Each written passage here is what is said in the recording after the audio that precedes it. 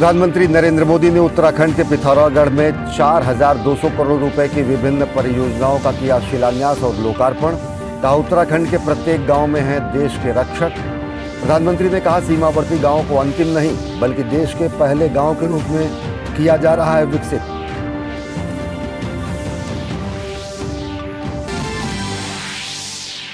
प्रधानमंत्री ने पिथौरागढ़ में पार्वती कुंड और आदि कैलाश के किए दर्शन। अल्मोड़ा में प्रसिद्ध जागेश्वर मंदिर में की पूजा अर्चना। प्रधानमंत्री ने पार्वती कुंड और गुंजी में सेना, बीआरओ और आईटीबीपी के कर्मियों से की बातचीत। गुंजी गांव में स्थानीय लोगों से की मुलाकात।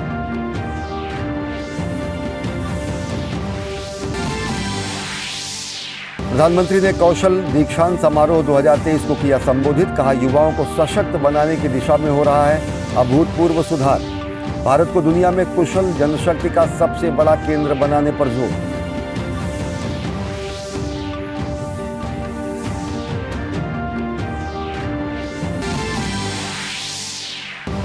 प्रधानमंत्री कल नई दिल्ली में 9वें G20 संसदीय अध्यक्ष शिखर सम्मेलन P20 का करेंगे उद्घाटन। सम्मेलन का विषय एक पृथ्वी, एक परिवार, एक भविष्य के लिए संसद। P20 से पहले लोकसभा अध्यक्ष ओम बिरला ने संसदीय फोरम लाइव सम्मेलन का किया उद्घाटन।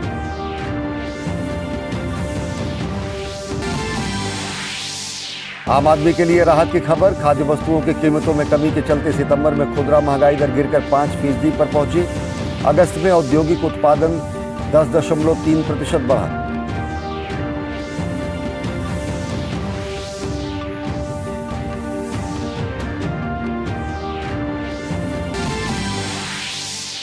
ऑपरेशन अजय के तहत पहली चार्टर्ड फ्लाइट से करीब 230 भारतीयों को लाया जाएगा इजराइल से स्वदेश। विदेश मंत्रालय ने निकासी में भारतीय वायुसेना की भूमिका से फिलहाल नहीं किया है इनकार। इजराइल में करीब 18,000 भारतीय मौजूद।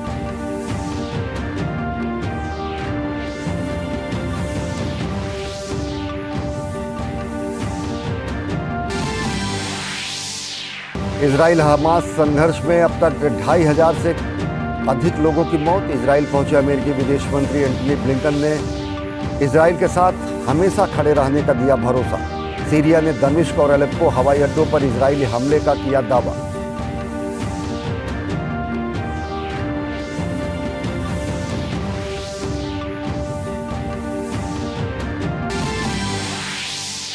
आईसीसी विश्व कप में दक्षिण अफ्रीका ने 5 बार की विजेता ऑस्ट्रेलिया को दी करारी मात। 134 रन से हारा। आईसीसी विश्व कप में ऑस्ट्रेलिया की लगातार दूसरी हार।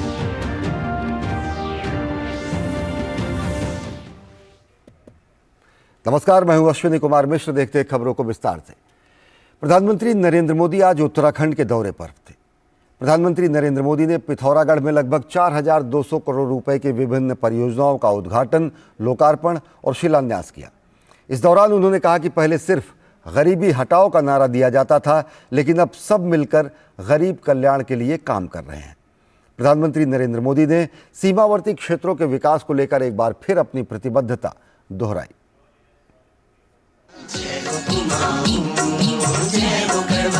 प्रधानमंत्री मोदी ने उत्तराखंड को बड़ी सौगात देते हुए गुरुवार को 4200 करोड़ रुपए से अधिक की योजनाओं का शिलान्यास और लोकार्पण किया। इनमें कृषि, बागवानी और इंफ्रा विकास की योजनाएं शामिल हैं। पीएम ने जिन परियोजनाओं का तोहफा दिया उनमें 100 बेड का उपजिला अस्पताल, पुल और पेयजल परियोजनाएं सम्मिलित हैं। साथ ही प्रधानमंत्री ग्रामीण सड़क योजना के तहत निर्मित 70 सड़कों और 15 पुलों का उन्होंने लोकार्पण किया। वहीं 20 मॉडल कॉलेज, 15 हॉस्टल और कंप्यूटर लैब, हल्द्वानी स्टेडियम में हॉकी मैदान, मानसखंड मंदिर माला मिशन के तहत अल्मोड़ा के जागेश्वर धाम, पिथौरागढ़ के हाट कालिका गंगोली हाट, नैनीताल के नैना देवी मंदिर के अवस्थापना विकास कार्यों का शिलान्यास किया। पीएम ने कहा कि मौजूदा केंद्र सरकार की नीतियों की वजह से देश में गरीबी कम हो रही है। उन्होंने विपक्ष पर कटाक्ष किया कि पहले सिर्फ गरीबी हटाओ का नारा दिया जाता था, लेकिन आज देश मिलकर गरीब कल्याण के लिए काम कर रहा है। 13.5 करोड़ लोग गरीबी से बाहर 5 साल में आना, ये अपने आप में दुनिया अचरज कर रही है। ये 13.5 करोड़ लोग कौन है? इनमें से बहुत सारे लोग आपकी तरह ही पहाड़ों में रहने वाले हैं, सुदूर इलाकों में रहते हैं। ये 13.5 करोड़ लोग इस बात का उदाहरण है कि भारत अपनी गरीबी मिटा सकता है। सीमावर्ती क्षेत्रों में विकास को लेकर प्रधानमंत्री ने प्रतिबद्धता जताई। पीएम ने कहा कि अब सीमा पर मौजूद गांव को अंतिम नहीं बल्कि पहले गांव के तौर पर विकसित किया जाता है। नया भारत पहले की सरकार की डरी हुई सोच को पीछे छोड़कर विकास कर रहा है। भारत की पूरी सीमा, उस पर हम आधुनिक सड़कें बना रहे हैं, सुरंगें बना रहे हैं, पुल बना रहे हैं। बीते 9 वर्षों में सिर्फ बॉर्डर एरियाज में ही 4200 किलोमीटर से ज्यादा लंबी सड़कें बनाई गई है। हमने बॉर्डर के किनारे करीब 250 बड़े पुल और 22 सुरंगें भी बनाई है। आज भी इस कार्यक्रम में अनेक नए पुलों के लिए शिलान्यास हुआ है। अब तो हम बॉर्डर तक ट्रेनों को भी लेकर आने की तैयारी कर रहे हैं। पीएम ने कहा कि देश हर क्षेत्र में विकास कर रहा है। महिला सशक्तिकरण की बात करें या खेल के क्षेत्र में या फिर किसानों और देश के जवानों की बात हो, देश निराशा को पीछे छोड़कर तेजी से आगे बढ़ रहा है। एक समय था चारों तरफ निराशा का माहौल था। पूरा देश जैसे मानो निराशा में डूब गया था। तब हम लोग हर मंदिर में जाकर यही कामना करते थे कि भारत जल्द से जल्द मुश्किलों से बाहर निकले। हर भारतीय सोचता था कि हजारों करोड़ के घोटालों से देश को मुक्ति मिले। सबकी कामना थी कि भारत का यश बढ़े। आप देखिए, चुनौतियों से घिरी दुनिया में, दुनिया का हाल आप देख रहे हैं। चुनौतियों से घिरी दुनिया में भारत की आवाज कितनी बुलंद होती जा रही है। प्रधानमंत्री ने कहा कि उत्तराखंड के तीर्थ स्थलों के विकास को लेकर सरकार सजग है और केदारखंड के साथ ही राज्य के मानस खंड के विकास के लिए भी सरकार काम कर रही है। केदारनाथ धाम के पुनर्निर्माण से जुड़ा पहला चरण पूरा हो चुका है। श्री बद्रीनाथ धाम में भी सैकड़ों करोड़ रुपए की लागत से अनेक काम हो रहे हैं। केदारनाथ धाम और श्री हेमकुंड साहिब में रोपवे का भी काम पूरा होते ही दिव्यांग और बुजुर्ग तीर्थयात्रियों को बहुत सुविधा होने वाली है। हमारी सरकार केदारखंड के साथ साथ, और मैं आज इसलिए आया हूं, मुझे मानस खंड को भी उस ऊंचाई पर ले जाना है। केदारखंड और मानस खंड की कनेक्टिविटी पर भी हम बहुत बल दे रहे हैं। जो लोग केदारनाथ बद्रीनाथ धाम जाते हैं वे जोगेश्वर धाम, आदि कैलाश और ओम पर्वत भी आसानी से आ सके, ये प्रयास किया जा रहा है। प्रधानमंत्री ने सभा स्थल पर स्थानीय उत्पादों के स्टॉल का भी निरीक्षण किया। कुमाऊं मंडल के पिथौरागढ़ में प्रधानमंत्री का जबरदस्त स्वागत हुआ। हवाई पट्टी से सभा स्थल तक सड़क के दोनों ओर लोगों की भारी भीड़ उमड़ आई। जगह जगह स्थानीय कलाकारों ने प्रधानमंत्री का परंपरागत अंदाज में स्वागत किया। पिथौरागढ़ से चंद्रशेखर जोशी के साथ ब्यूरो रिपोर्ट, डीडी न्यूज।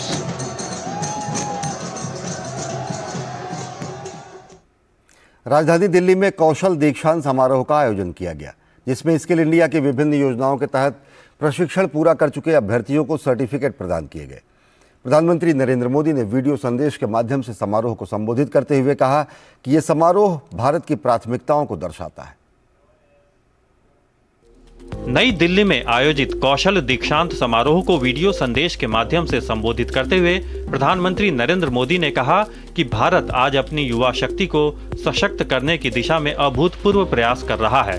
उन्होंने कहा कि प्रधानमंत्री कौशल विकास योजना के तहत अब तक करीब 1.5 करोड़ युवाओं को प्रशिक्षित किया जा चुका है। प्रधानमंत्री ने कहा कि देश अपने युवाओं के कौशल विकास पर आज जितना निवेश कर रहा है उतना पहले कभी नहीं हुआ।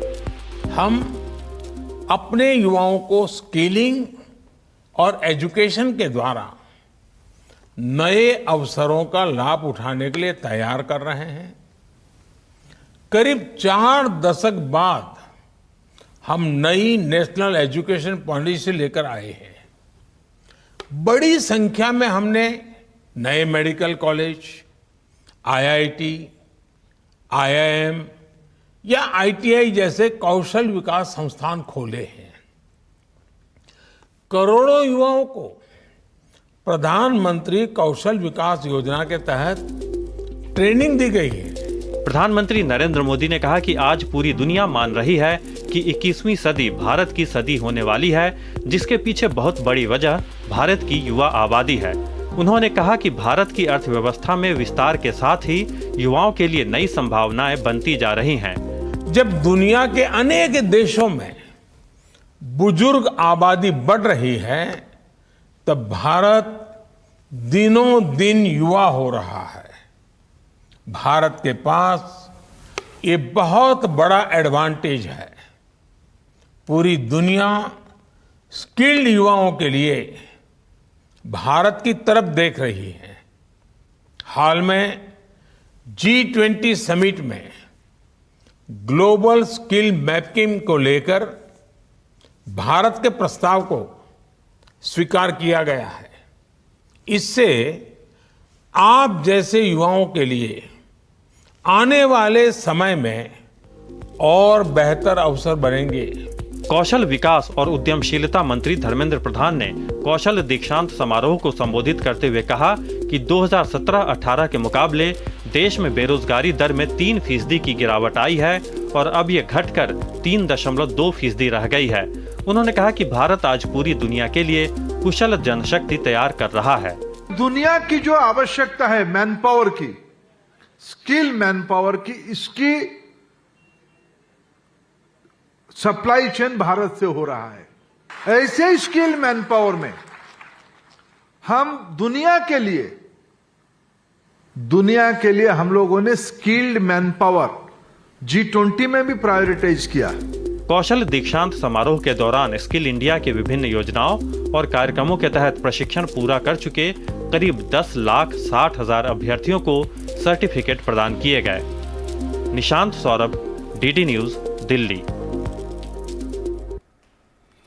प्रधानमंत्री 13 अक्टूबर यानी कल 9वें G20 संसदीय अध्यक्ष शिखर सम्मेलन यानी P20 का उद्घाटन करेंगे। इस सम्मेलन में पर्यावरण संतुलन को लेकर जोरदार चर्चा होने के आसार हैं। प्रधानमंत्री नरेंद्र मोदी शुक्रवार को नई दिल्ली स्थित यशोभूमि में 9वें G20 संसदीय अध्यक्ष शिखर सम्मेलन यानी P20 का उद्घाटन करेंगे। इस शिखर सम्मेलन की मेजबानी G20 की भारत की अध्यक्षता के विस्तृत फ्रेमवर्क के तहत भारत की संसद द्वारा की जा रही है। G20 की भारत की अध्यक्षता के विषय के अनुरूप 9वें P20 शिखर सम्मेलन का विषय एक पृथ्वी, एक परिवार, एक भविष्य के लिए संसद है। इस कार्यक्रम में G20 के सदस्य देशों एवं आमंत्रित देशों की संसदों के अध्यक्ष भाग लेंगे। 9-10 सितंबर को नई दिल्ली में आयोजित G20 नेताओं के शिखर सम्मेलन में अफ्रीकी संघ के G20 का सदस्य बनने के बाद अफ्रीका के सभी देशों की संसद पहली बार P20 शिखर सम्मेलन में भाग लेगी। हमारी प्री समिट पर्यावरण पर है। पर्यावरण के साथ साथ अपनी लाइफ स्टाइल पर्यावरण का अनुकूल हो, इसके लिए मेट्रो और ऐसे साधन जिससे हम पर्यावरण को सुरक्षित कर सकें, इस पर हम सबको अमल करने की आवश्यकता है। जब व्यक्ति, सामुदायिक सब लोग इस पर अमल करेंगे तो हम पर्यावरण को सुरक्षित रख पाएंगे। जलवायु परिवर्तन की इस लड़ाई में जीत पाएंगे और भारत के प्रधानमंत्री जी इस दिशा के अंदर लाइफ स्टाइल के बारे में, लाइफ स्टाइल पर्यावरण के अनुकूल हो, उन्होंने एक समग्र दृष्टिकोण पूरे विश्व को दिया है। इस P20 शिखर सम्मेलन के दौरान होने वाले विषयगत सत्र 4 विषयों पर केंद्रित होंगे। इनमें सार्वजनिक डिजिटल प्लेटफॉर्मों के माध्यम से लोगों के जीवन में बदलाव, महिलाओं के नेतृत्व में विकास, एसडीजी में तेजी और सतत ऊर्जा बदलाव शामिल हैं।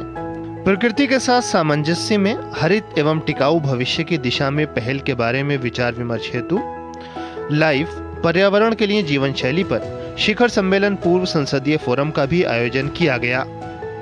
G20 देशों की संसदों के अध्यक्षों और आमंत्रित देशों के पीठासीन अधिकारियों का P20 शिखर सम्मेलन में शामिल होने के लिए नई दिल्ली पहुंचना जारी है। मॉरिशस की नेशनल असेंबली के अध्यक्ष सूरजदेव फोकीर सम्मेलन में शिरकत के लिए नई दिल्ली पहुंच चुके हैं। वहीं दक्षिण अफ्रीका नेशनल असेंबली की अध्यक्ष नोसीवीवे मापीसा नकाकुला भी सम्मेलन में शामिल होने के लिए नई दिल्ली पहुंची। इसके अलावा नाइजीरिया संघीय गणराज्य के सीनेट के उपाध्यक्ष जिब्रिन बरो भी नई दिल्ली पहुंच चुके हैं। शैलेंद्र मिश्र और मेघना देव के साथ राजेश राज की रिपोर्ट, डीडी न्यूज। और विदेश मंत्रालय के प्रवक्ता अरिंदम बागची ने कहा कि विदेश मंत्री की घोषणा के अनुरूप इजराइल से वापस आने के लिए इच्छुक नागरिकों के लिए ऑपरेशन अजय शुरू किया गया है। पहली चार्टर्ड उड़ान भारतीयों को लेने के लिए आज रात तेल अवीव पहुंचेगी और इसके कल सुबह भारत लौटने की उम्मीद है।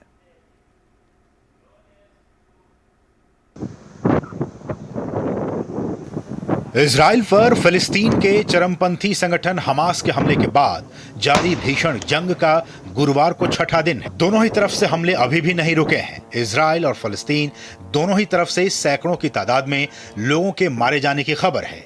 एक तरफ जहां इजरायली सेना गाजा पट्टी में घुसकर हमास के ठिकानों को निस्तनाबूद कर रही है, तो वहीं हमास की ओर से भी इजराइल के ठिकानों पर रॉकेट दागे जा रहे हैं। इस बीच इजराइल में रहने वाले भारतीय नागरिकों की सुरक्षित वतन वापसी के लिए विदेश मंत्री डॉक्टर एस जयशंकर ने ऑपरेशन अजय की घोषणा की। इसके तहत इजराइल में रहने वाले भारतीय नागरिकों को स्वदेश लौटने में मदद की जाएगी। गुरुवार को विदेश मंत्रालय की तरफ से आयोजित एक प्रेस वार्ता को संबोधित करते हुए प्रवक्ता अरिंदम बागची ने कहा कि एक चार्टर्ड फ्लाइट गुरुवार देर रात इजराइल के तेल अवीव से उड़ेगी और शुक्रवार सुबह करीब 230 यात्रियों को लेकर स्वदेश वापस आएगी। बागची ने बताया कि हमारे पास सारे विकल्प हैं। भारतीय वायुसेना का इस्तेमाल हमने पहले भी किया है, लेकिन अभी चार्टर्ड फ्लाइट ही इस्तेमाल कर रहे हैं। Operation Ajay has been launched to facilitate the return from Israel of our citizens who wish to come back. The first charter flight will be reaching Tel Aviv later tonight to pick up Indian citizens and is likely to return to India tomorrow morning. I think it can carry about 230 odd passengers. That's what we are hoping can fill it up, but depending. Look, this number is broad. अभी के लिए charter flight गई हैं, पर जैसे हमने कहा, हमने पुराने कुछ ऐसे स्थितियों में हमारे वायुसेना का भी असिस्टेंस लिया है। आइए आपको बताते हैं कि ऑपरेशन अजय है क्या और इसकी अहमियत क्या है। ऑपरेशन अजय इजराइल से अपने नागरिकों को वापस लाने का एक अभियान है। ऑपरेशन अजय के तहत विशेष उड़ान से भारतीयों को वापस लाया जाएगा। ऑपरेशन अजय के तहत भारत सरकार इजराइल में भारतीय दूतावास की मदद से उन तमाम लोगों की सूची बनाकर वापसी सुनिश्चित करेगी जो मौजूदा हालात में स्वदेश लौटना चाहते हैं। तेल अवीव में भारतीय दूतावास में वहां रहने वाले नागरिकों ने ईमेल के जरिए पहले ही पंजीकरण करवा लिया है। इसकी जानकारी दूतावास की ओर से भारतीय विदेश मंत्रालय को ईमेल के जरिए भेज दी गई है।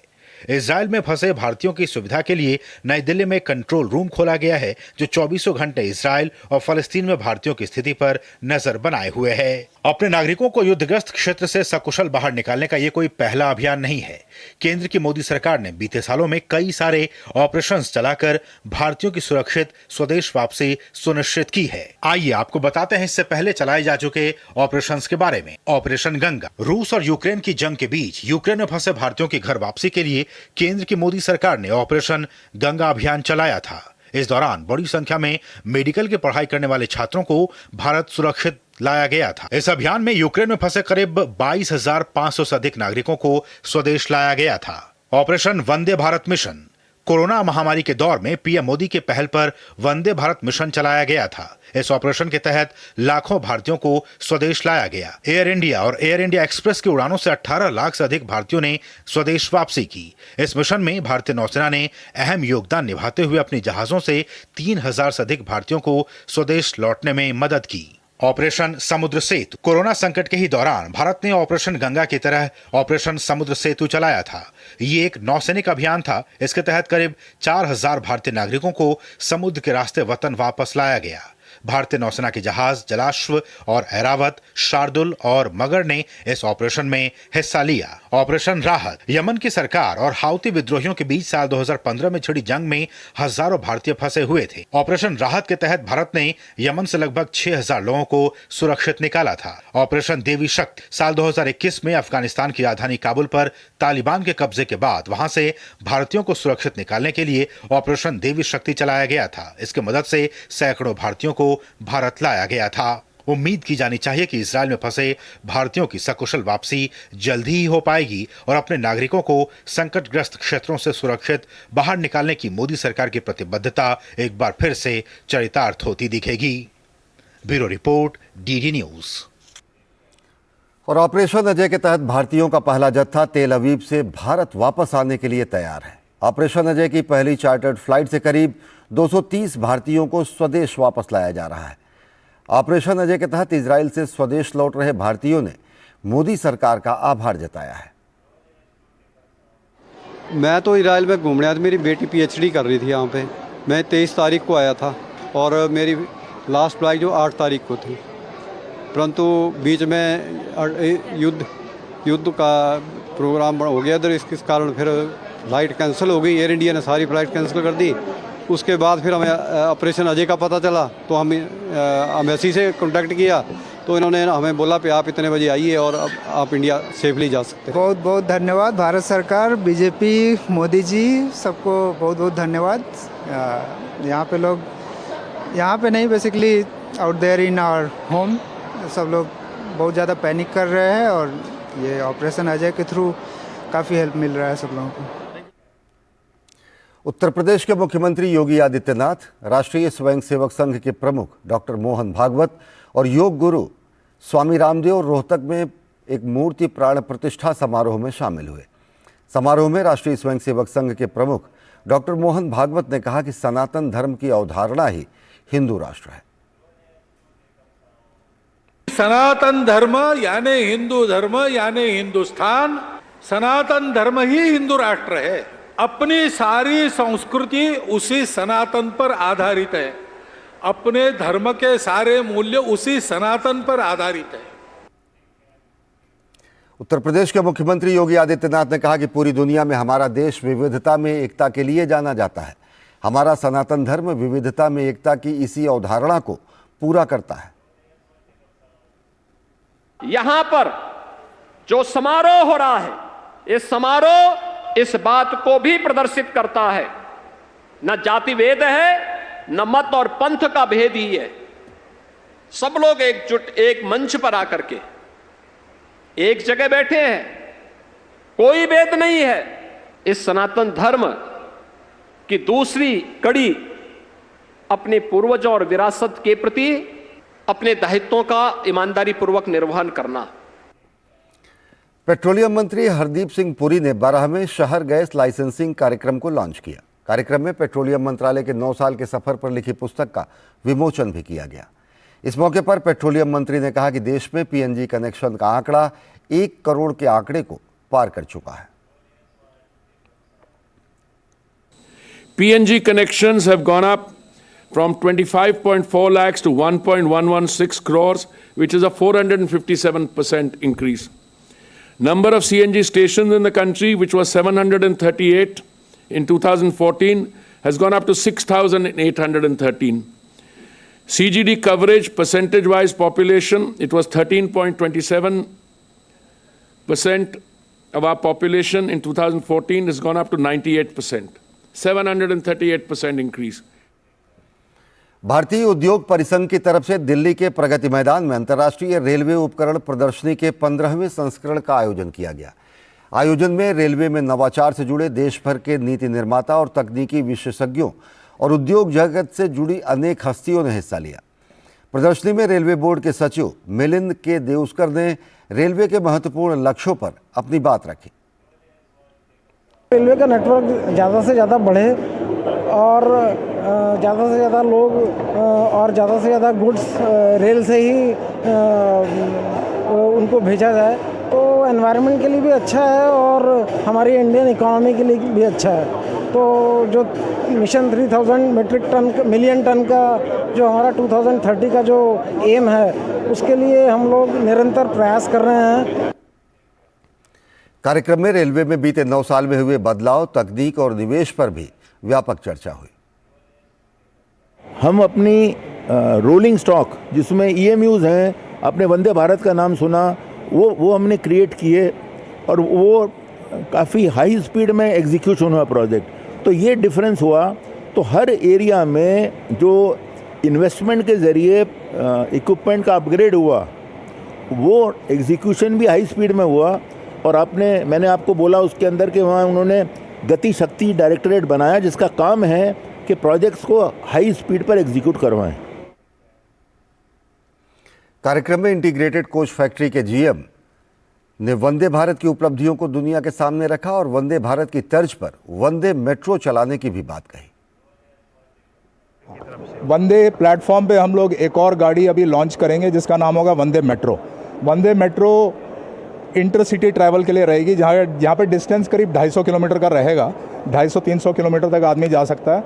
वो भी बिल्कुल वंदे फीचर्स रहेंगे उसमें। एयर कंडीशन रहेगी गाड़ी, ऑटोमेटिक डोर रहेंगे वंदे भारत जैसे, एयर कंडीशनिंग रहेगा। लेकिन उसमें एक डिफरेंस है कि उसमें आदमियों के खड़े होने की जगह भी होगी। 100 आदमी बैठ सकते हैं तो 200 आदमी खड़े भी हो सकते हैं। और बात क्रिकेट की। ICC विश्व कप में दक्षिण अफ्रीका ने 5 बार की विजेता ऑस्ट्रेलिया को करारी मात देते हुए 134 रन से हरा दिया। दक्षिण अफ्रीका द्वारा जीत के लिए मिले 312 रन के लक्ष्य का पीछा करते हुए ऑस्ट्रेलिया की पूरी टीम महज 177 रन पर सिमट गई। ऑस्ट्रेलिया की शुरुआत अच्छी नहीं रही। मिचेल मार्श 7 और डेविड वार्नर 13 रन बनाकर आउट हो गए। स्टीव स्मिथ ने लाबुशेन के साथ रन बनाने का सिलसिला शुरू किया, हालांकि स्मिथ 19 रन बनाकर आउट हो गए। इसके बाद जोश इंग्लिस और ग्लेन मैक्सवेल 5 रन और 3 रन और मार्कस स्टोइनिस ने 5 रन की पारी खेली। 70 रन पर 6 विकेट गंवा चुकी ऑस्ट्रेलिया को लाबुशेन और स्टार्क ने संभालने की कोशिश की, लेकिन वे नाकाम रहे। इससे पहले ऑस्ट्रेलिया ने टॉस जीतकर पहले गेंदबाजी का निर्णय लिया। कप्तान तेम्बा बाउमा और क्विंटन डिकॉक ने दक्षिण अफ्रीका को अच्छी शुरुआत दी। दोनों बल्लेबाजों ने पहले विकेट के लिए शत की साझेदारी निभाई। बाउमा 35 रन बनाकर आउट हुए, वहीं वैन डेर ज्यूसन को 26 रन पर जंपा ने आउट किया। क्विंटन डिकॉक ने शतक लगाने में सफलता पाई, वे 109 रन बनाकर आउट हुए। एडन मार्करम ने तेजी से 56 रन की पारी खेली। अंत के ओवरों में क्लासन ने 29, जेनसन ने 26 रन का योगदान दिया। इस तरह दक्षिण अफ्रीका ने 50 ओवर में 7 विकेट के नुकसान पर 311 रन बनाए। ऑस्ट्रेलिया के स्टार्क और मैक्सवेल ने 2-2 विकेट हासिल किए। तो बुलेटिन में फिलहाल इतना ही। देश और दुनिया की ताज़ा तरीन खबरों के लिए देखते रहिए DD न्यूज़। नमस्कार।